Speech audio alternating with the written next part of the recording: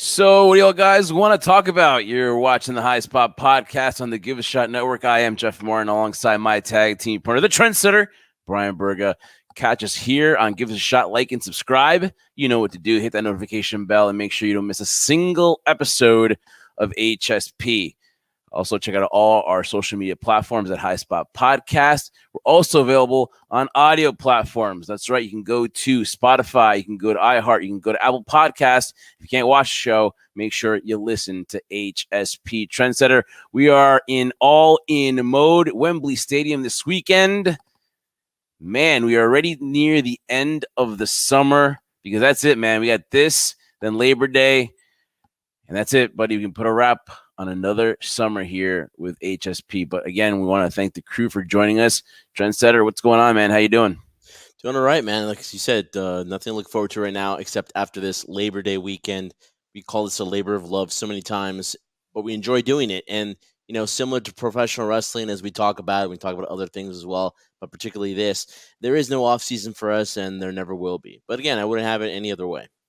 Yeah, so I'm a little 1 year older and a little bit more wiser. So hopefully I bring it here today as we preview All In. Lots to talk about as well, but we'll get to that in just a few. But again, All In is what we're going to discuss. And let's talk about a little bit before we get into the festivities this weekend. And that's just AEW Dynamite and all the shows in general. Still not pulling at least 700K. Now the span or the time frame for WB and AEW to have that exclusive deal is kind of done with, and now they can go shop AEW to any other station or any other network, but it seems like it's going to be WB or not. Are you surprised right now that there's still no deal announced yet between AEW and Warner Brothers? Do you see it anytime soon? You had Tony Khan show up on different interviews with the HBO Max hat. Then he had the Warner Brothers hat. I mean, it looks like they're going to stay there, but is it going to be anywhere near the amount that Tony Khan thinks that they're going to get?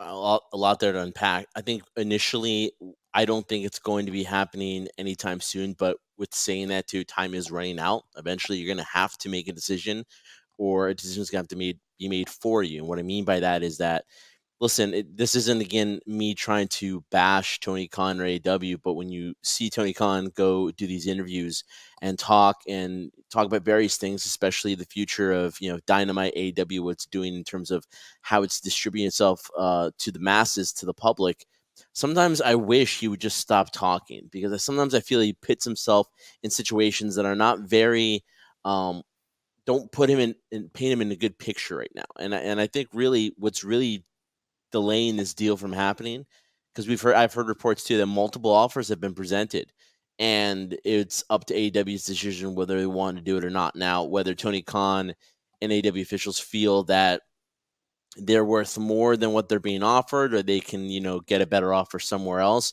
I don't know where that better offer is going to present itself. So for me, I think Tony is his own worst enemy, because I think he's built it up to the scenario. And guys, this is similar to, I'll put in layman's terms, when you build a house and you modify it and you think just by doing that, your value has increased exponentially for that. Not necessarily the case. I think sometimes Tony's overvalued himself and overvalued the product. When you look at the numbers and the ratings, and you know what people say, you know, numbers don't lie. Of course, they can be manipulated, but they don't lie. You know, for what's going on right now, you just want an opportunity to continually present your product to a public that can watch it. And right now, I think Tony's his own worst enemy in that fact. Will it happen? I think so, but they are running out of time. But I don't think they're going to get the deal that they want. They're holding out for it. But I think when push comes to shove and it's the final minutes there to make a decision, yes or no, I don't think the leverage is going to be in their favor, and they're going to sign a deal that wasn't worth what they wanted. I always find it hard to believe how, like, you can always see a different version of a fact, because we see the ratings as they are. We see 698, 687, and so on. And it's been a rough year so far, because let's just agree, and it's a fact. WWE is just so hot right now. Their product is just on fire. And meanwhile, AEW, that momentum that they had as being that underdog, that engine that was just getting by, getting uphill through the wrestling product with their fans, now seem to kind of stall. So for the viewership that you see AEW side where they come up and TBS and Warner Brothers will say this was the highest rated show for cable that night. And they're going to say the demographic was up 2% because it was low. So it's amazing how you can see facts in a certain way to appeal to your, to your narrative. And so I really don't know where that other competition or where that other offer is going to come from. But you would hope so for the business that they do get a deal done, whether it's HBO Max, whether they stream. Because listen, WWE is going to stream in January. And eventually SmackDown's moving to USA in a few weeks. And then you're going to have NXT is moving to CW. He's exactly moving to CW. So you're starting to see the movement. It's going to be a crazy year as we head into the end of 2024 into 2025. So wrestling is just picking up. And yeah, will there be a deal done? Most likely. But I think, like you mentioned, that great example with the house and overvaluing your house just because you added a jacuzzi or added an extra amenity to it. It's just not going to increase the value that much the way you think. It's always the beauty is in the eye of the beholder. And right now, Warner Brother holds the cards. And I just think, why would you compete against yourself? I mean, as much as the relationship is good between, or Tony Khan makes it seem to be, I just don't see why Warner Brothers would go out of their way to increase their offer or maybe double the offer to AEW when right now AEW does not have any leverage. Just kind of weird. And with Warner Brothers and TNT losing the NBA, it is imperative that they get some kind of programming there. So we'll see what happens. Will there be a deal done? Yes. Will it be till the final hour? Perhaps. But you kind of hope for pro wrestling's sake and for, I love saying it's for the boys, that a deal does get done and it will get done. But again, continue the go-home show for AEW, again, 698. And this is their WrestleMania. This is what they're building it up to. All In is their WrestleMania.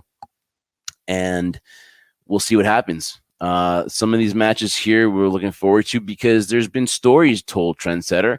Actually, stories, builds. Like, for example, Maria May and Toni Storm. That one has had a build. It's built itself to where we want to see the end result. Mercedes Moné and Britt Baker, that's told a story. And then Swerve and Bryan Danielson, and then also to MJF and Will Ospreay. So there's stories there. So all the people griping about how we need stories, AEW has given you stories here with all these matches. So are you looking forward to this Sunday at Wembley Stadium for this? Do you think that the build has been good for this card? Yes and no. I think, am I looking forward to it? Yes, 100%. Looking forward to see the matches that you just mentioned, to see what the outcome is going to be on those and where they're going to lead to eventually too. That's also part of the fun. You look for a potential ending for something to see what it leads to going forward. And I guess that's probably the mentality in pro wrestling too. What's the next thing? What's next on the horizon? But you're waiting for the conclusion of this. In terms of, do I think it's going to be an amazing card? Listen, for events that we've gone to, we've had the privilege of attending, Jeff, there's no doubt in my mind, I can never, nobody can ever convince me otherwise, that the effort isn't put into it. When it's from the in-ring product from bell to bell, the effort's there. Now, whether it's a success or not from bell to bell, that's for one's debate, one to judge or give stars, whatever they want to do. For me, the most important thing about it is that you want to make sure you're projecting something that people are interested in. And again, they're all not going to be home runs. There are going to be scenarios where you're going to have, like I said, we mentioned several ones that we're looking forward to. This one here, I think the biggest gripe right now going on with AEW, and again, I'll compare this. This is their WrestleMania, right? For the most part, there have been a lot of matches at WrestleMania that you could say, hey, we're kind of put together last minute, but at least there was something there to sink your teeth into if you're interested in that. Sometimes when we look at this card, and we'll discuss it we'll discuss it in a little bit right now, is that sometimes I just feel like people are being put in places where, hey, listen, we just want to add more matches to the card. And that's the gripe sometimes I think people get with AEW, that yes, there is story there. There's just not enough consistency of that. So Well, I kind of beg to differ because on this one, I think you do have a majority. Like you said, there are some that are a little put together and in haste, but I think the majority here have a story to be told. And I don't think this is like 14, 15 matches. I think this is like, 9 matches. So I think they're going to get their time or something like that. So I think that in this case, in this scenario, We got 11. 11. Okay, so some of them are going to be in 0 hour. I know the Statlander mixed tag match is going to be there. So maybe what, 2 or 3? So you're going to get like maybe 8. So we'll go down the card and discuss it here. But I do get your point that some of these are kind of like, all of them they're all going to get their time and some of them aren't. That's just basically how it is too. But I think that the key ones here, there's a good chunk of them that you're looking forward to, and they're going to tell a story and they'll culminate. And we're going to get to this card really soon. But as we came on, news broke that it looks like Ricochet is all elite now. It seems that it is officially signed a multi-year deal as per Fightful. So let's give him credit for that. So this was kind of inevitable. We kind of saw the writing on the wall that Ricochet was going to leave WWE and basically, went out, got written off, being attacked by Braun Breaker.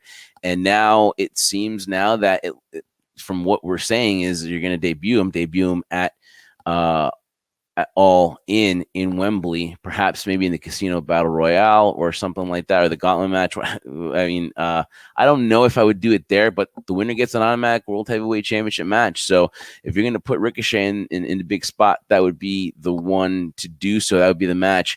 So obviously it was inevitable that he signs. Is Ricochet going to be that air quotes game changer that every AEW fan brings up when a ex-WWE person signs with the company? Is he going to be that game changer? Because everyone's looking forward to eventually Ospreay and Ricochet. But let's be honest, after that, what's next? So game changer, Trendsetter, yes or no? No. It will be something that's interesting, yes. And the reason why I say that is that, again, I'm not trying to take anything away from Ricochet. But in terms of what he produced in WWE, and a lot of it can be argued whether it was just mismanagement of his character, he wasn't put in correct directions, old regime and new regime couldn't figure out what to do with him. Ultimately, I think it'll be an impact initially because people will like to see Ricochet, an ex-WWE guy, on AEW television. The potential's out there. It's written on the wall right there. They want to see Will Ospreay and Ricochet again. But to your point, too, once you do that and you build up that story, where do you go from there? So that's really the only thing that I can think of right now that would be interesting. Of course, there's talent on the roster that he can work with. But the biggest challenge that's really faced AEW from this point, when they've ever brought somebody new in, whether they've signed somebody from another promotion, in this case WWE, there's always initial buzz there. But then, all right, what do you do with it? What direction are we going into? You just mentioned the possibility of how you're going to present him at All In if that's where he does make his debut. Okay, where can we position it where now we can pit Ricochet as a star in this company or one of the individuals that can see themselves in that main event picture? We'll find out. But as a game changer, I don't think so. Time will tell on that one. Does he have the potential to do it? Yeah, of course he does, because in terms of what he's done on the indie scene prior to joining WWE and the excitement it was when he did sign with WWE of what could have been, which didn't live up to what people thought was going to happen, is still there. But ultimately, we'll find out where AEW's creative direction goes on that end. But game changer, no. But look, very excited to see Ricochet part of AEW now. You're going to see a lot of movement in AEW and WWE as the months go by because, again, you're going to be things going back and forth. There was a rumor that Ricky Starks was a free agent per Solid Monster, that he could be going to WWE as soon as next week for No Mercy, or he would be in the fold maybe by the October show when they go over to CW. So that's an interesting news tidbit that broke too, that Ricky Starks is a free agent and that he was free actually as of July. I mean, how do you let a guy like that go if you're AEW? How do you not find something for this guy? Because it seems like the significant guy, it seems like Toni falls in love with the free agents. It seems like that happens to every company. It kind of was part of the demise for WCW as well. And it kind of seems like something that Toni said in the beginning, you can't sign everybody, but it seems like he's doing that to a lot of money. And then all of a sudden, he kind of forgets kind of the pillars or the homegrown people, and they tend to just slip away. A la Jade Cargill, a la Ethan Page, Lexus King, Brian Pillman Jr. Those people will tend to seep down. Look at Wardlow, dude. I mean, he has been MIA. I don't think that's the right way to go about it. Because for every edge that you sign, I mean, Adam Copeland that you sign, a guy like Ricky Starks slips by the cracks. Really quick, your reaction if Ricky Starks is WWE bound? I'd be happy for Ricky Starks. I thought a fresh start there. We've seen what a fresh start has done for Lexus King, what's done for Ethan Page, who's now the NXT champion, and for him, a new place to call home would be a fresh start for Ricky Starks. Had a lot of potential. Went through that scariness where he broke his neck facing when he faced Adam Hangman Page, and they looked like they were positioning him. I think he, correct me if I'm wrong, Jeff. He's the first one to win the Owen Hart Memorial Battle Royal or Battle Cup, right? Well, Yeah, he's the first one that won that, and you think, all right, that's gonna have him on the trajectory of becoming a star. I mean, they spent enough pyro on him to give him that illusion that he was going to be a star, and nothing transpired from it. So again, this is a scenario too where, to your point too, I think Tony is really attracted to the free agents as per se Mercedes, Mercedes Moné, Okada signing those to lucrative deals. But then what are we doing with them? We're not really using them to their fullest potential. But then when you bring these individuals from other companies, whether it be New Japan or WWE, you now put aside people who are, as they say, homegrown, and you want to see these individuals develop into stars. The biggest thing that always troubles me when you have scenarios like this happen, whether it goes on with WWE, you mentioned WCW in the past, in this case AEW, is that it's fine when you sign those free agents if they help benefit your company to grow further. And that doesn't necessarily mean you purchase somebody or get somebody from another promotion just to put your guys over, but you need assistance from people who are more well known, have more experience, have a bigger name to help elevate your younger stars to get to that level that you want them to be. Like I said, you have no problem having a Chris Jericho hold on to the title in the initial stages of AEW's birth to help carry it so that he could pass the title on to other individuals that could project themselves to be stars and bigger stars than their predecessors. And I think right now what we're seeing is that Ricochet is the example coming in. Great addition, but what are you going to do? Ricky Starks could be a great addition to NXT, could be a great addition to the W roster, but that's where you see the difference in creative minds of where we want to direct this person, where we want to project him in terms of where he is going to help the company make more money. And I think Ricky Starks in NXT, for example, would be a great fresh start for him. At the same time, would allow him the opportunity to see things from a different side. Perfect example when Ethan Page did an interview saying that, he came, and again, this isn't bashing AEW, but came from a world that was very chaotic in terms of, I guess, the organization there to a machine that's, I guess, a little bit more well organized because it's been there longer. So you see two different types of dynamic there, and I think it'll do good for Ricky Starks to be part of the WWE roster. A year from now, who's the bigger star, Ricochet or Ricky Starks? Ooh, that's a tough one there. I would have to lean towards Ricky Starks right now. We said in the beginning of the show, WWE just has all this momentum going. And right now, people want to go to where all the momentum is. I think in the long run, will he be a future champion? Will he be the biggest star in WWE? I don't know. But in terms of the potential to be utilized, I guess a little bit better, I would lean more towards the WWE at this point. And also the factor of Shawn Michaels there. And being able to say, hey, at first, I don't want to go NXT. But when you know that Shawn Michaels is there, a very creative guy, and obviously an extension of Triple H. So obviously it might not be so bad to go under the NXT wing, especially when their roster's kind of depleted in the male side after the draft. They kind of have some holes to fill, and that'd be a nice little person to put in there in Ricky Starks. So I kind of think that Ricky Starks will be the bigger star. By maybe same time next year, I think Ricky Starks will be the guy. And also, you got to go age. Look at what they're getting. So you give up a 35-year-old guy in Ricochet, and you basically are getting a guy who's 27, 28 years old into the fold. And this guy has got his prime ahead of him. And with creative and what Triple H wants to do, sky's the limit for Ricky Starks, right? Question for you, Jeff. Yes, of course, sky's the limit there. But when you get a guy like Ricochet, right? If we know Tony to a certain extent, there's not going to be a sense of repackaging. They're going to want to have Ricochet be Ricochet. Yeah. If you turn it the other way now, have Ricky Starks go over to NXT in the WWE machine, are you repackaging Ricky Starks? Or are you kind of carrying over what he did in AEW? Ricky Starks can be a face, a huge face. And I think that you don't need to touch him. He needs more exposure. I just think he needs to be there and just be consistent. I mean, he would go from being used not to being used, and he goes on hiatus, and then. But the thing is, here, I think some people that are already like veterans, like an Adam Copeland or Mercedes Moné, going to AEW where they've already been under that structure. Hey, it works for them. But when you're coming off the indies and you're going to a place like AEW and you haven't had that structure, say what they say about WB and them being like, pains in the asses and it's a corporate thing.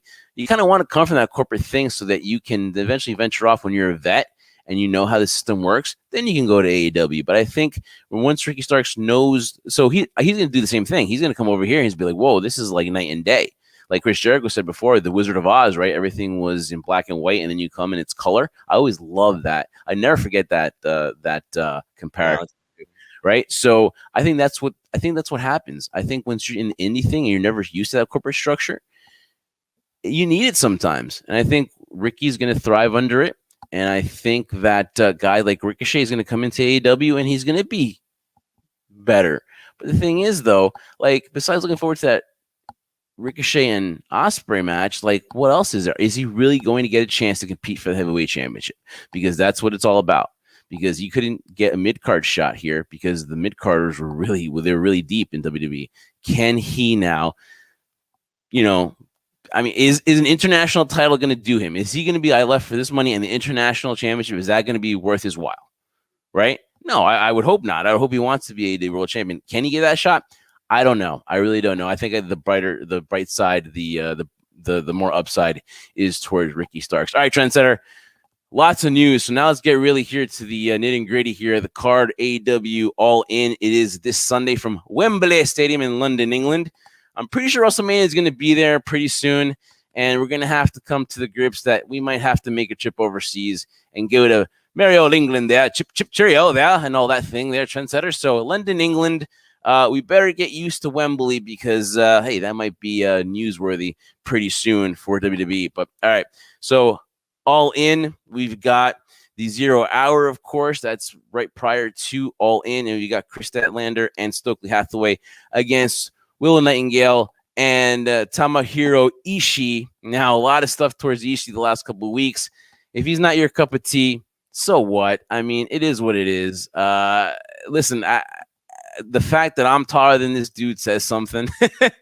And so, like, I like, hey, congratulations if you've gotten your reputation like that in New Japan, right? Because it's kind of when you see him, you're like, oh, okay, he's like me. I can relate to this dude. But anyways, this matchup, the Mist Tag Team matchup here, and listen, I don't know. I'm gonna go with Willow and Ishii just because I think Stokely is going to be a hindrance for Chris Statlander here. So I'm gonna give the win to Willow and Ishii.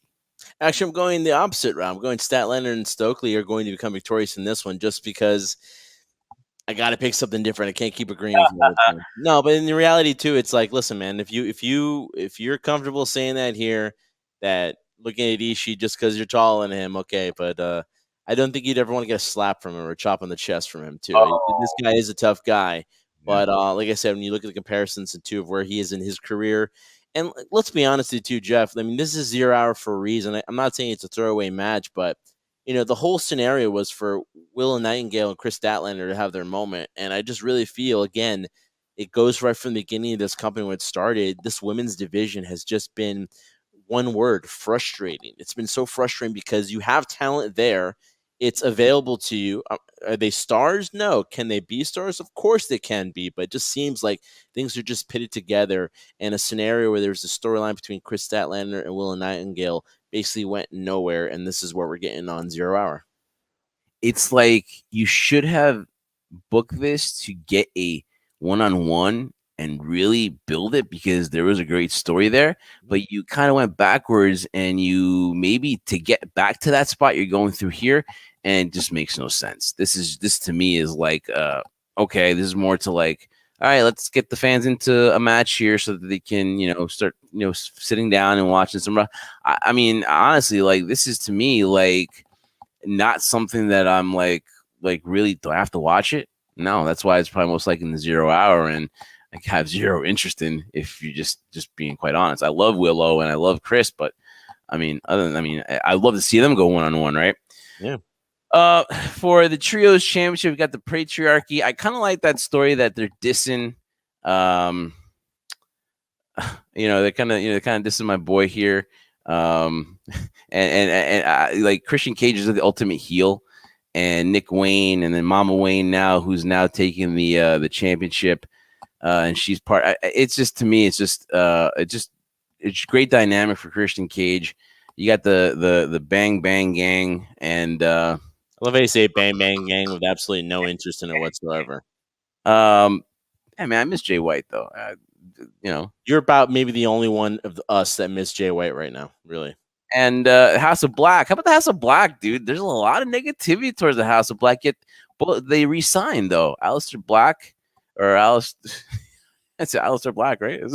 It's crazy. Like I just Buddy Murphy, Buddy Matthews. I thought that we're into WWE right now. We really are. I thought that one of them would have gone back to WWE, right?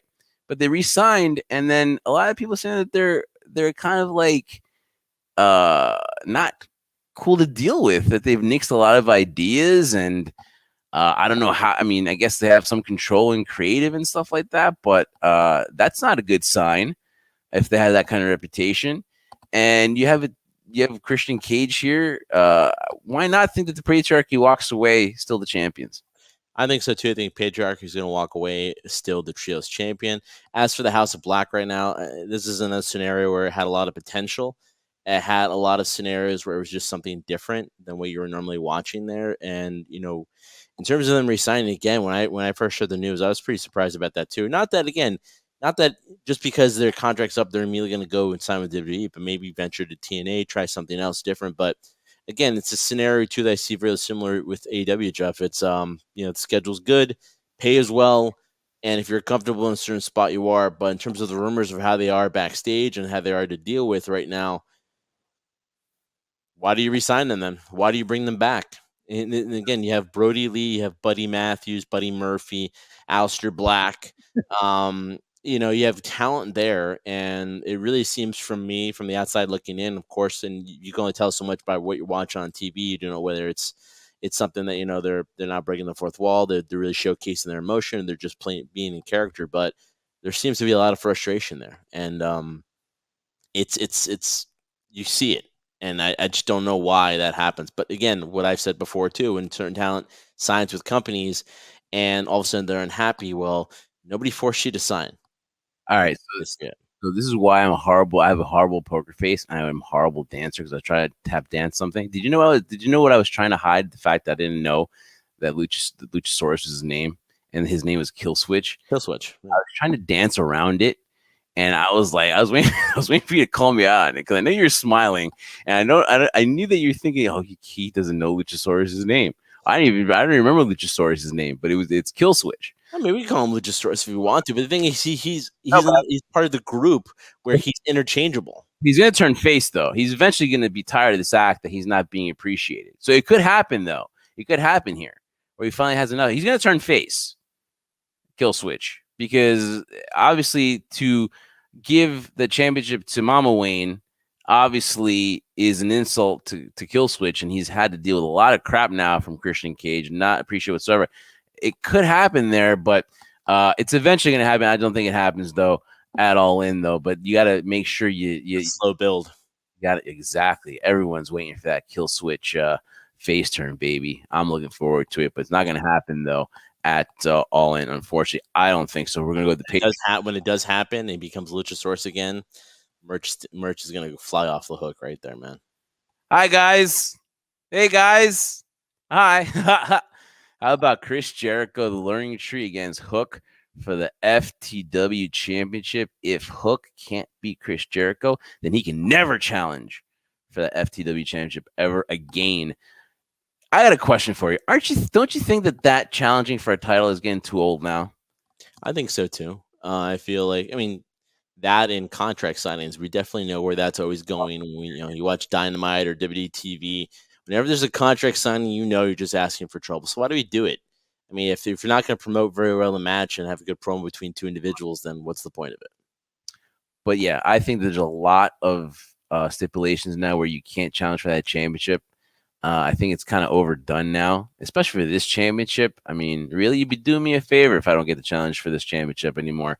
Hook, dude, do you think he's going to be better after this? Because he's going up against a veteran like Chris Jericho.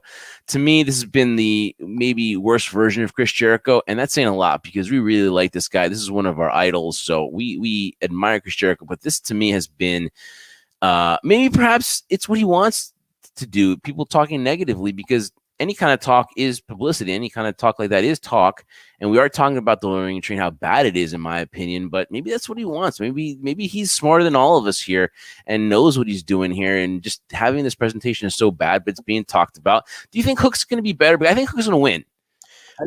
I don't. I have Chris Jericho winning this one, and then I'll give you the reason why, though. Okay, because say if he wins, yeah, Hook become better off of this feud. Internally, I don't think so because I don't think this feud has really wanted me as an audience or as a fan to want to see Hook win or get vengeance over Chris Jericho. I think even despite the fact that I'm not the biggest fan of what Chris is doing right now in terms of his work, hey, listen, the guy's smarter than I am. He's had so many years of experience in the business. He's always been about reinventing himself, whether it's a home run or a strikeout. In this case, to me, it's a strikeout. But as people talking, I think this is really a ploy of really just obviously getting Hook to get more compassion for him, having him kind of go past it. Because let's be honest, and this is no offense to the FTW title, right? But in all honesty, it's a title that's not recognized by AEW, and really a title that just really, in my opinion, holds Hook back. Yes, the legacy of it, how his father created the title in ECW. We do know the story of the FTW title, but it serves no purpose here. If you really want Hook to be a star, you're having him go for the TNT title. You're having him now go for other avenues in mid-card going up to the main roster. I mean, and here's another guy that had so much momentum going for him. It just seemed to have stuttered out of control for no apparent reason. He was a guy who didn't talk. He was kind of, for a guy his size, a Brock Lesnar or this monster type of guy that you couldn't defeat, you couldn't beat. Now they're trying to have people be sympathetic towards him, root for him, cheer for him. They did it for anyway, but now it's a scenario where I think, does he get better for it? I think he gets better once this rivalry is done. You actually use Brock Lesnar and Hook in the same sentence? Well, yeah, I mean, because when you look in the world of AEW, he is the equivalent of what a Brock Lesnar is. He's this monster. He's this Goldberg figure where he goes, he's just a machine. I mean, we've seen it before where he's no-sold people, put moves on him. He just gets right back up. Of course, believable or not, right? But that's the approach they're taking on a character like Hook. And hey, it worked in the beginning because people were going crazy. When that theme song hit, he was coming down, no nonsense, no facial expressions. It was working. And in terms of where he started to where he progressed, he had gained that momentum, being part of that, Taz's mini trio group there, a little faction. But ultimately, I think right now this is just a scenario where they'll move their separate ways. Of course, there'll be compassion and empathy for Hook. He'll go on in a different direction. And I think this is a way of retiring the title because Chris Jericho doesn't need it. I think it'll be a way of destroying it or getting rid of the title, and then Jericho move on to another learning tree or learning stump that he wants to do on this path that he's doing right now in AEW and this version of him. So that's where I see it going. You're saying he's going to win it and then just destroy the title? Yeah, I think not right there in that moment, but eventually it's the showing that the title is going to be retired. Oh, okay. I see Hook winning it back. I see him getting the victory. I see Jericho doing the honors here for Hook, and so that's how I just see it because obviously I don't think it would make sense for Jericho to win, but you paint an interesting picture there for Jericho retaining, and the learning tree is learning tree. I think Chris Jericho is outsmarted all of us by doing this so badly that we have to talk about it. So I think that Hook gets that FTW championship back and brings it back to his father, and they have a nice juicy steak dinner or fish and chips after the show. Isn't that a nice scenario to paint for you? Yeah, I say fish and chips, not the steak dinner. And now when I'm in the mood for tacos and when I want a chalupa, the only person I think about now in this world is Jack Perry. Mm-hmm. Because Jack Perry, the scapegoat, against. Boy, I listen, guy. I'm sorry. I don't know why I'm sounding like such a wise ass with this because honestly, it's just a lot of stuff going on with AEW right now. But I don't I don't want Jack Perry. Listen, I have no listen. Nothing. Like maybe it's personal. No, we met the guy. Not personal. We've met Jack Perry. He's been on the show. We interviewed him. Humble and great and everything like that. But who knew that like years later, the stories that would come out that he's, a little difficult, whatever, with the boys, and then him having that famous brawl now, or that mini brawl with CM Punk, and him wanting to do some crazy stuff, and him being the scapegoat now, and him being a $175 with that beard and the crazy hair. And I think the worst thing is that with all that, he's got a hot ass girlfriend in NJ. So I really freaking hate the man. I have to respect him, right? Yeah, it works. You want to hate him. You want to see him lose. You want to see him get beat. But the thing that I don't understand in this whole scenario, and we'll talk about the Darby Allin match because it is for the TNT title, is my thing with Jack Perry is that he had the potential. People were chanting his song when he was Jungle Boy. He had a bona fide potential of creating a star right then and there. Whether you believed in Jack Perry or not, you couldn't question his ability in the ring. Really great in the ring. And now this new version of him, what I don't understand what AEW is doing in this scenario is that if you want him to be this scapegoat, this hated individual, which he is, people really dislike him, you're making him to be this indestructible force. So I'll go back to Blood and Guts, where he's tied up. They do the classic reincarnation of what Raven did to Tommy Dreamer and slammed the chair right across his face, and then him not giving up, not quitting. So do you want him to be this vile villain that escapes and is so demonic that he, no matter what scenario he's in, he always figures out a way to just get out of it? Or do you want to be this guy who's tough as nails? So it sends mixed messages, in my opinion. Not that it's supposed to be super complicated, but you're sending mixed messages where, like, granted, they're going to hate him regardless, but you're trying to make him be a badass heel. That doesn't work. And especially with a guy like Jack Perry, in terms of the look he's presented himself now, which just makes you want to hate him more. Congratulations, Jack. You really did a good job. And I'll give credit where credit is due. It is working. That sends mixed signals to me in terms of this. And listen, that promo he did was probably one of his best promos he's ever done in his life. I mean, sales for Taco Bell went up ridiculously off the roof, and less is more. I know people want to see more of Jack Perry and him talking and him making these promos that are so innovative, but you don't need that from him. He needs to show up, you boo him, you hate him, and he walks away barely escaping, and that's how you keep building this animosity towards Jack Perry. I agree, but I just don't think I can believe in it. I just can't see him as a badass because he's like. Well, look at the match we're talking about. That we're talking about two individuals that we don't really understand why. With Darby Allin and Jack Perry, two polarizing characters in AEW. This is going to be an FU to CM Punk because that's what it's all. I will tell you this right now. All Jack Perry's. I'll tell you what he's thinking about. He's thinking about CM Punk. He is going to find the biggest FU to CM Punk because that's all he can. That's all he has to go off of. They're going to do something with Glass, and I hope to God. Did you see this thing of that big structure that's on top of Wembley Stadium? It's kind of maybe the antenna or something. Yeah. I hope Darby Allin goes on top of there, and that'll be the end of Darby Allin. Because listen, there's another guy that honestly, like, which one's worse here, Darby or Jack Perry, Jeff? For you? Oh my goodness, either or, I'll be happy. But here's a guy again too that I don't see it. I don't see why they make him a guy who's 145 pounds so indestructible, like I guess a piece of iron. So I don't see it either. These are two people that I have a tough time rooting for, and I'm probably gonna think that Darby Allin, I think, is gonna get so injured. He's going to out-injure Jack Perry that he's going to lose. And I think we're going to have a new – we're going to say – and still TNT champion in Jack Perry, the scapegoat. I think that it's going to be some crazy spot. It's going to be an FU to CM Punk, and because it's going to be the 1-year anniversary, and Perry's going to think that he's getting the last laugh on CM Punk. Meanwhile, CM Punk is happy where he's at, and he could give two flying Fs about anything that's going on with that company. Yeah, but you're right. It's going to be retribution for Jack Perry for, a year ago, all in being in any of the way it did to where he is now. He's going to still retain the title, and for Darby, he's probably going to do something super, super crazy. But then when you look at Darby Allin's character, though, he's the classic, at least in this modern day version, classic underdog, which I get it. I don't quite understand it myself either. But again, the crowd for some reason gets behind him. They cheer for him. I don't know if they're, I can equivalent to sometimes, Jeff, when you see a car crash, right? And you're just compelled to stare at it and watch it. This sometimes that's what happens with matches with Darby Allin in terms of what we saw at Blood and Guts and what he was willing to do in terms of setting Jack Perry on fire, willing to set him on fire to win this match. Despite what you might think of both of them, and hey, I'm mostly 99.9% in agreement with you with that.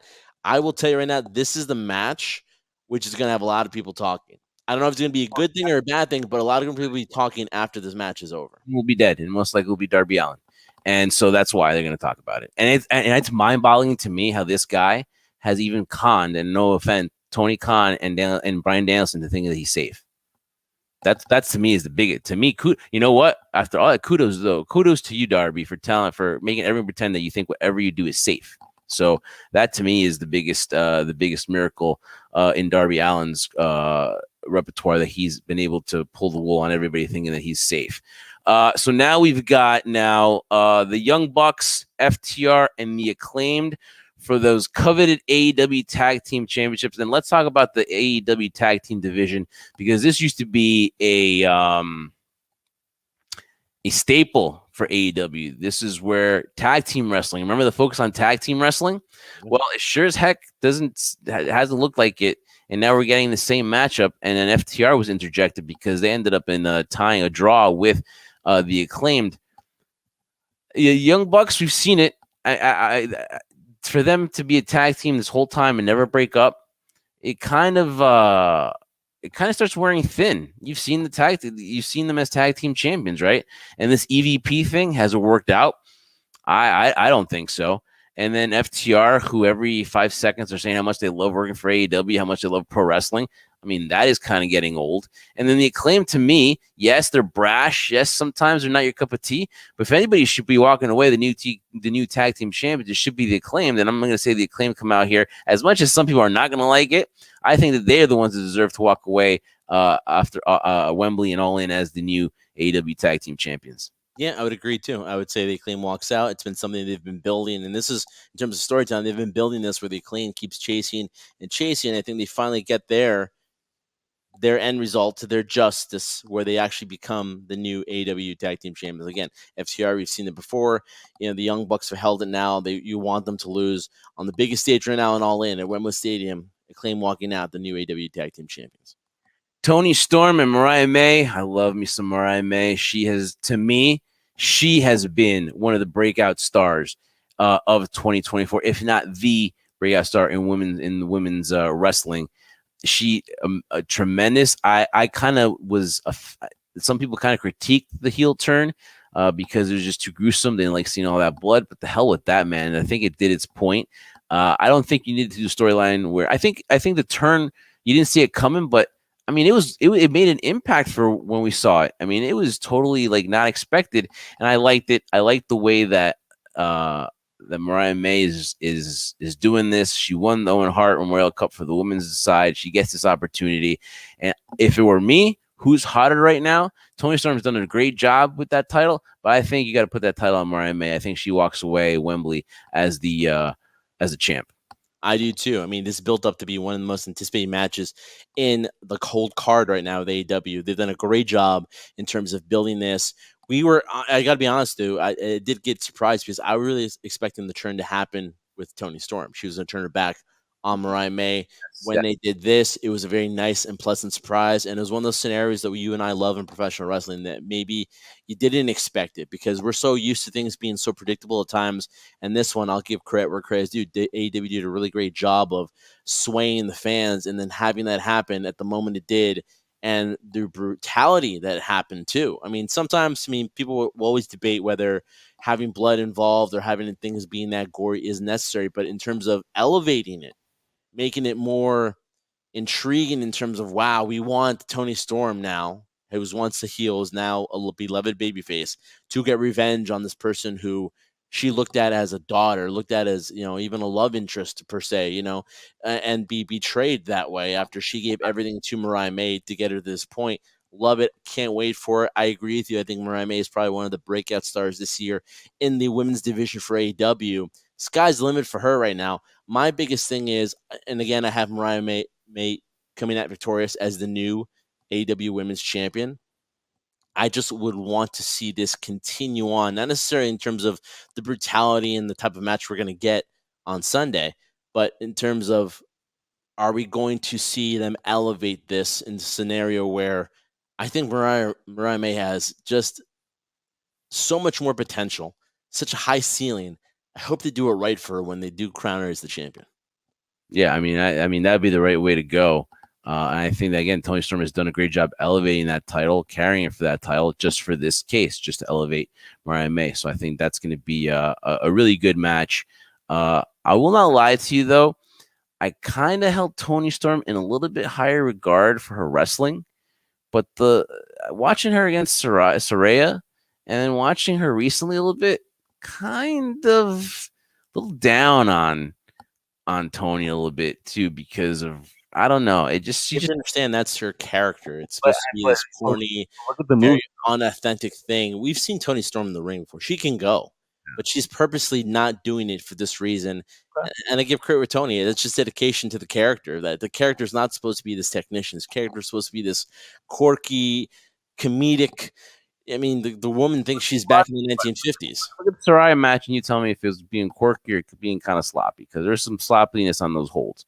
I mean, The same goes for Saraya too. She was supposed to be known as a very good technician, and she's either lost this up or just not that intrigued or interested in doing it anymore. I'm going to say that you're as good as how many times you're in the ring, and I know her injuries kind of keep her from performing constantly, but that ring rust is there. That is tough to watch. Someone that was on, I'm going to say, she wasn't my cup of tea in WWE, but hey, she was a really, really good upper tier in the women's division, and now to see her a little bit like kind of regress, and she's only what, like not even like in the 30s or something like that. Like it's kind of it's kind of a little sad to watch there, but we'll see what happens too in her future in AEW as well. You'd think that she'd be on this card, right? You thought that, and I don't think she's going to be on this card, so that's kind of also a little surprising too that she's not involved. All right, Trendsetter, now we've got MJF and Will Ospreay for the AEW American Championship. Now, we remember that MJF renamed it. Listen, to me, their mic skills or their feud has been through the mic, and I think I'm glad to see MJF as the heel. We kind of found out why MJF kind of went back to the heel, because he feels like the crowd betrayed him as soon as Will Ospreay came into the fold. I get that, but I'm glad that MJF is back to this guy. Does he take it to limit a lot? There's some stuff that he said in this promo that, whew, man, classic MJF. Classic MJF pushing that to the extreme here. MJF Will Ospreay. Listen, this is all about one move, that Tiger Driver, and he got the okay from Bryan Danielson. And I kind of get that the babyface is torn about the Tiger Driver, but it just seems like such a wussy thing to do too. There's one thing to be noble, but there's one thing to be a wuss about it, and to be scared to do a move. Oh my goodness, that to me kind of was like, really?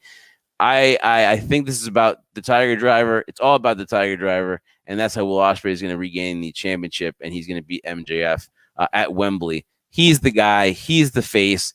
MJF is the ultimate heel. What usually happens, the baby face comes out on top in his home turf.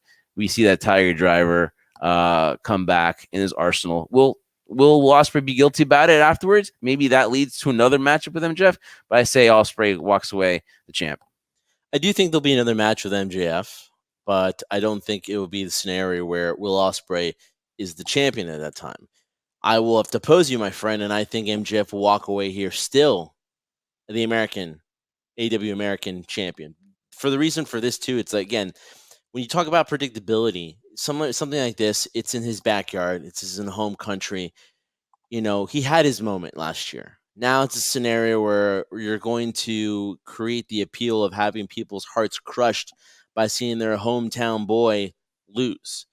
In terms of what MJF's done promotion-wise, listen, I've heard people say some things that are, we all know the internet wrestling community can go a little bit off the hinges at times, and hey, sometimes maybe we're just as responsible sometimes for that as well in terms of our emotions. And sometimes when something feels cool, you just want to say the first thing that pops in your head, right?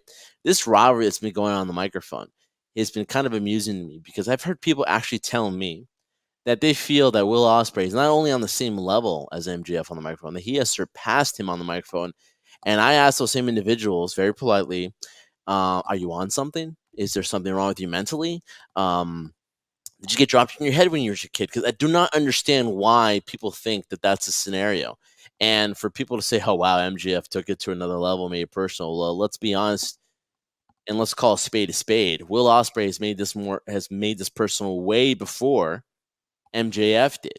Because what MJF did, he'll basically just critique you from your career to who you are as a person. But when you're basically saying to MJF in the ring on the last the go home show that that it took him 4 years to win the crowd over, and he did it with 4 beats of his song, to show the fact that, of course, you want to show the heel's vulnerability that he turned heel because he felt he was being rejected, the insecurity there. But I'm like, let's be honest here too. Before there was the potential signing of Will Ospreay, everyone was chanting MJF, and here comes the shiny new toy, which is Will Ospreay. And you don't know when it's going to come off his hinges because even Will Ospreay said himself too that the body is feeling it. He can't go much longer doing what he's doing. He's basically another version, but just a British version of my opinion, Bryan Danielson. That the wheels are going to fall off eventually, sooner than later, in this guy's scenario. And so you have an MJF here who takes it personally in terms of putting him over by saying this is a gentleman who has brought up to raise someone who's not his own in terms of raising up his family, right? And that's crossing the line. Well, if you don't want to get personal and bring family involved in this, Will Ospreay, then why were you so happy to bring up a certain individual who works at a certain company that didn't want to give you the time of day as well because of the work rate, and that being very offensive to you, saying that this individual only got where he got because he was grinding on the boss's daughter? I mean, that's taking it to a personal level that you don't need to take it. And he's all about professionalism, right? So don't dish out stuff that you can't take yourself. And so apparently in this scenario, Will Ospreay can't handle it. And with the whole Tiger Driver, this whole storyline is built around that. I think it's going to happen in the scenario where he's not going to be able to pull the trigger for some weird reason. And I have a feeling that his family is going to be in the audience. It would be fun if his family was in the audience for this so that you could have him see his boy like saying, no, daddy, no. Oh, and no, really? MJF, no, I'm just saying that. Don't do it. You don't want to show that type of violence to your family. This is a story that they're playing. Yeah, And no. have MJF nail it on him to come out victorious too. I think these two have great chemistry in the ring. There's no doubt about it. I think the match they had prior to this was really, really good. I think we're going to expect to see a lot more in terms of that. Will Ospreay is going to go all out because he is in his home country, but I have MJF walking out still the champion. These scenarios that you played out and the FTW and then this, I usually like your booking, but man, it would look like such a wuss. It would just totally make me root against him and pull for MJF. If that was the case, this is what they're doing, though. The last time he had the ability of doing it, and he's holding it and contemplating because some righteousness within himself won't let him do it because he injured Bryan Danielson.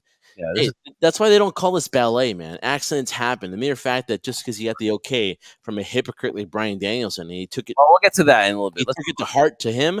Just shows me the kind of person Will Ospreay is, and that's why something like that, just making up, would make you hate Will Ospreay more. Oh, okay, this is angering me. So let's move on. No. Maybe this will get me better. Mercedes Moné. Oh man, Mercedes Moné against Britt Baker, Dr. Britt Baker, DMD. Mm-hmm. Before we get to this, we have to talk about everything that's happened, right?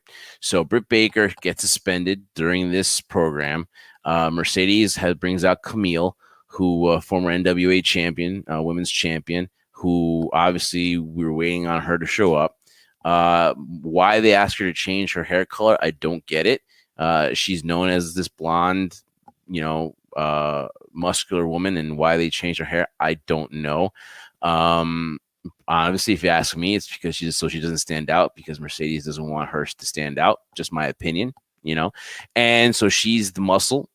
And it's just been, besides the last few weeks where the promos have gotten better between them, I just don't know where they went wrong with Mercedes Moné. I think, yes, letting her speak was horrible. I just don't think that, and where Britt Baker's going, I don't see Britt Baker winning this. I mean, she had me. She won me over with that speech when she came back. I was all for it. But then seeing all the backstage drama and how it just continues to follow her, and it just is nonstop. There's like stories all the time. There's other stuff going on. We won't get into the personal stuff too, but there's other stuff that's going on there. The rumors about, her and Adam Cole, and just this light. Oh, and also too that her and Jamie Hayter, Fightful reported that there's really little to no chance that ship has sailed that her and Jamie Hayter ever worked together. So there was like some heat there as well. So you hear all these things. Who's really like, you go into this like you Britt's the face, but in reality she's a heel too. So like, I don't think the backstage stuff has really helped this. Because if you're a smart wrestling fan, you know what's going on in the back. You're like, is Britt Baker really a nice person? Right? So, I mean, this matchup had a lot of momentum. And now to me is, what happens to Britt? I think as soon as Britt's done, I think she's going to go MIA for a little bit too, because I just think that this is Mercedes Moné's show. This is Mercedes Moné's time, and she's going to come out victorious. Not that she's done anything to make it her time, whatever like that, but she's getting paid the big bucks, and that's just how it is. And Dr. Britt Baker is going to get a cold reality check at All In. Listen, despite what we're talking about in terms of what's going on backstage, people's egos, everyone has an ego in this industry, you and I included too. You have to have a certain ego to be successful for whatever means that allow that to happen, right? In terms of a match-wise, I think we're still going to get a good match, because one thing about Mercedes Moné that I will give her credit for is that, despite what you think about her mic skills and the fact that she has creative control, and a lot of decisions that she's made have been very questionable, and a lot of people it's not their cup of tea. It's not mine either. And it really becomes more obnoxious than anything. Ultimately, you get what you paid for. But when it comes to in the ring, in between those ropes, you're going to get the best possible match you can. And let's be honest, Britt Baker has been someone that, since I can remember, maybe Sheeta and Thunder Rosa, who God knows where she is right now, those are only great matches she's really had with individuals that have taken it to the limit, and she's kind of answered the bell. I think you're going to get that here. You're going to get a really good match. Of course, it's not going to be clean, and Mercedes is going to retain, in my opinion, the title. And to your point, too, I do see Britt Baker basically taking some time off now from here, because right now, as you could see, she's not being paid in a good light. Yes, they're putting her on TV as this baby face right now, but when you're hearing what's going on right now in terms of the backstage stuff happening and all this news that's coming out right now, it doesn't bode well for, which is a shame, because it would have been really good rivalry if it was pitted out together and everything worked itself out. But I think for right now, it'll be a one and done, and Mercedes will walk out retaining the AEW Women's Championship. Ooh, I agree.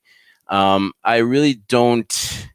Yeah, I mean, all this stuff about Britt is not good. And like I said, Mercedes getting paid the big money here, and I think that she's going to hold on to those titles. I think it's going to be a long freaking reign, and I think it's going to be a lot of Mercedes Moné, because she's going to be the face of that company. She's getting paid like it, and this to me is just another name for her to beat in her road now to this championship run for her. So AEW All In is going to be Mercedes Moné time. Now we head to the I can't wait for this one, Trendsetter. This is this one right here. I cannot your opinion.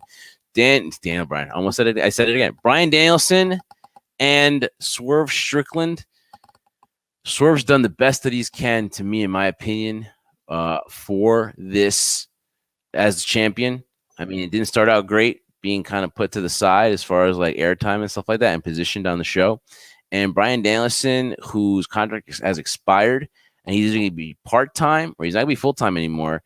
And then now you're running the risk of him being the AEW World Champion, but you're going to make him a part-timer because he's not going to be there all the time. He wants to be there for his kids. So it's a kind of weird situation. He won the Memorial Cup, the Owen Hart Memorial Cup, and now he is in this slot. Of course, who's going to put all those – who's going to be the sentimental favorite? It's going to be Bryan Danielson. Everybody wants to see him win it. They want to see 54,000 people going, yes, yes, yes, I get it. It's going to be the image of All In. So he's going to win it. The only thing to me is it smart to have a guy that can't wrestle full time right now being your champion? Is it going to be a short term deal? Is he going to maybe have a change of heart and maybe wrestle full time for a few more months? Or is it something that, like, right now, Trendsetter, when you're trying to get a deal, when you're trying to have your face, that your champion, be there all the time, and he can't be, is it a smart move to put the title on Bryan Danielson? Because you know he is going to win it. It's funny how you said that everyone wants him to win it. Not everybody. This guy right here doesn't want him to win. For very clear reasons that I made, so many years ago in terms of this show. The hypocrite Bryan Danielson, I feel, is not going to become victorious. I think it's going to be a Swerve Strickland. Sorry, that's what my heart says. No, listen, in all honesty here, I can't recall last time where you pitted a championship match where no matter what scenario you put out, no one's going to be happy about this. So let's go to scenario 2. Bryan Danielson wins. The crowd cheers for this hypocrite. Yes, yes, yes. And has a great moment. And he finally achieved what he wanted to achieve when he came to AEW. He's become the world champion. He's had several chances at doing that and failed. And this would be a great shining moment in terms of his career being on the line. But to your point, he's going to do that as a part-timer. If not, maybe he's, maybe he's just ribbing all of us right now and saying that, that's not really the case. That was just for storyline purposes. He's going to do this a little bit longer. But when you do something like that, then people are going to be upset the fact that, my goodness, this should really be Swerve's moment. You're giving it sentimentally to Bryan Danielson for this particular reason. That's not right. You shouldn't be doing it. Swerve has worked so hard and got to this point to do it. Now you go the opposite direction and have Swerve win it. Now you're going to be like, oh, well, why didn't you give Bryan Danielson his moment? First of all, he doesn't deserve it. Nobody deserves anything in this business. And not everyone gets the storybook ending like a Cody Rhodes did. It just doesn't happen all the time. That's why when moments like that do happen, it's very, very few and far between. My instinct is on this. If I really want to do this from a business standpoint too, yes, having Bryan Danielson as your world champion would be great. I think short term. I think if I'm looking at on the long-term picture, I have to have Swerve win this match. By hook or by crook, I have to have him win this match because, to me, he is the future of AEW. He's the face. It has to be the future face. It can't be, okay, we're going to push you to the side right now because we really like Bryan Danielson and our owner, Tony Khan, really loves him, and he has such a great mind for business, and he's really kissing up to Bryan Danielson. He has a lot of respect and admiration for him, understandably so, from Tony Khan's perspective.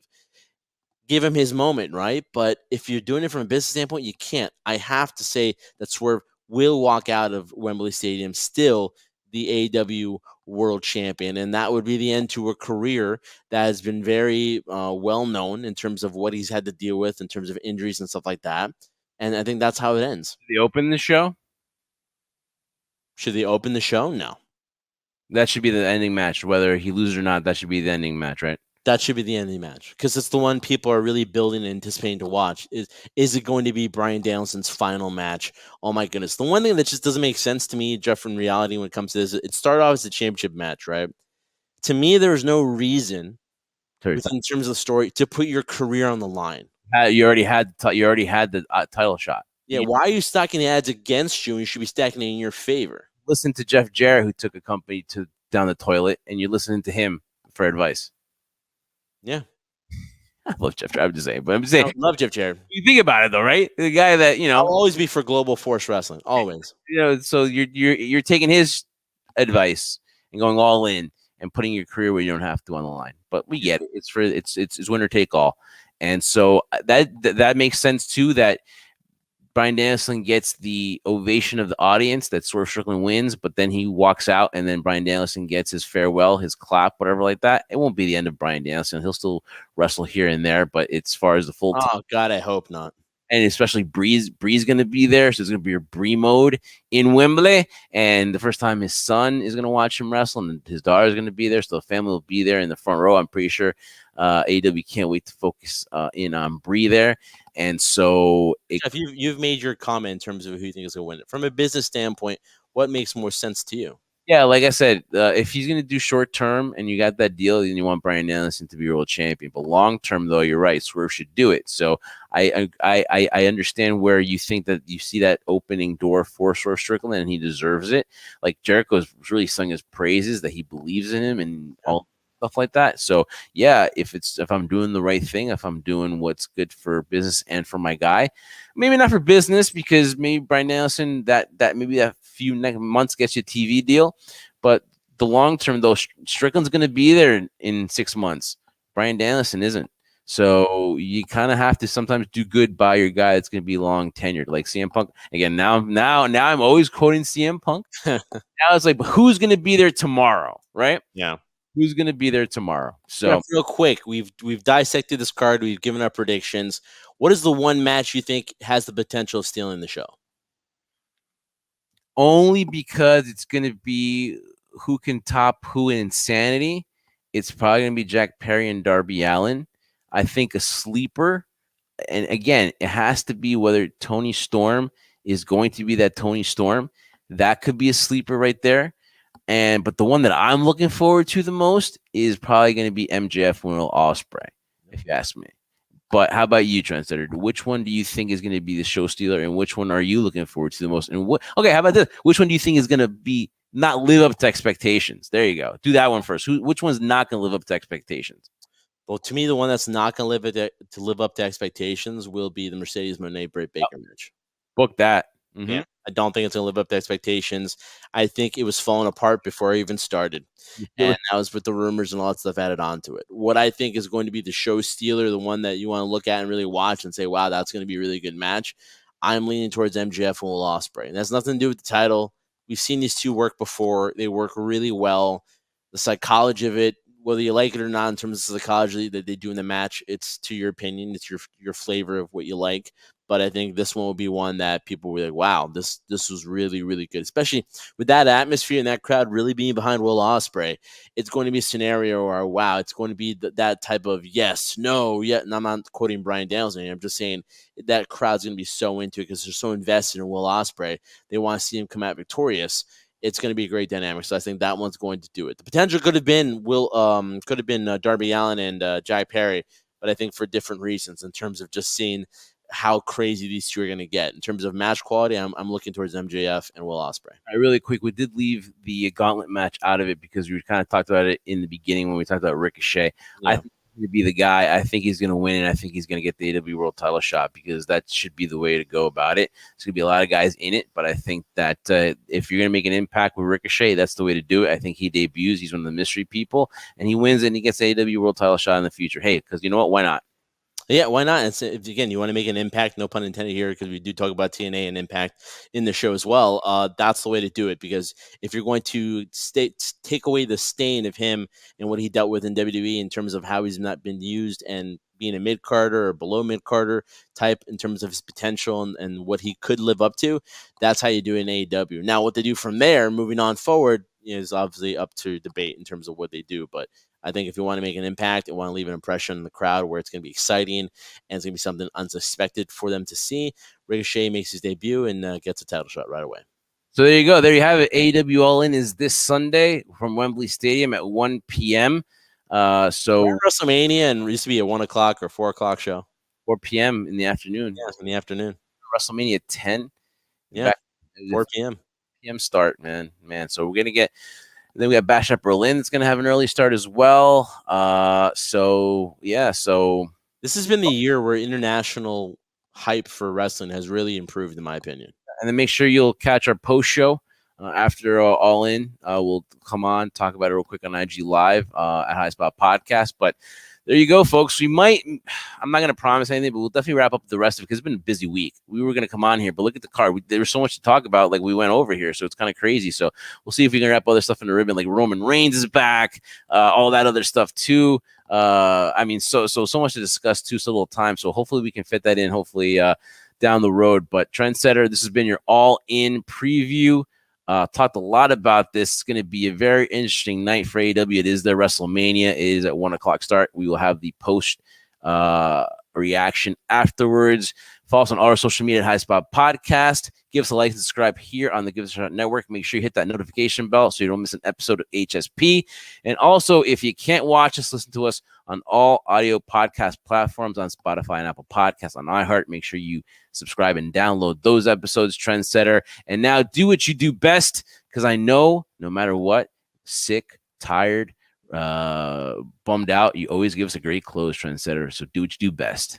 Guys, for my tag team partner, Jeff Martin, I'm the Trendsetter, Brian Bergo. We are the Jersey Ranker, and you've been watching the High Spot Podcast All In Preview. Guys, hope you enjoyed the show as we enjoyed talking about it. Can't wait to see what happens in terms of the results of where it moves forward from there. But, guys, we appreciate you, and we've been doing this for one reason and one reason only. We've been doing it for you, the crew.